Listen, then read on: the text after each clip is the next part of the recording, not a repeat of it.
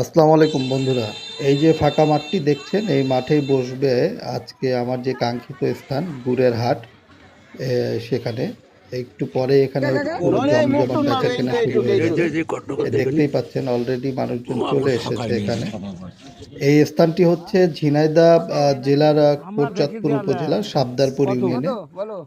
শীতের সময় প্রতি শনি এবং মঙ্গলবারে এই হাটটি দুপুর ১টার পরে এখানে প্রতি সপ্তাহে নিয়মিত করে বসে। হাজার হাজার গুড় এখান থেকে, হাজার হাজার মন গুড় এখান থেকে প্রতিদিন বাংলাদেশের বিভিন্ন জায়গায় যায়। এটা শীতের শুরু, আস্তে আস্তে হাট আরো জাঁকজমক হবে, জমজমাট হবে। ভিডিওটি দেখার অনুরোধ রইল। আসেন আমরা সবাই মিলে ভিডিওটি দেখি, সঙ্গে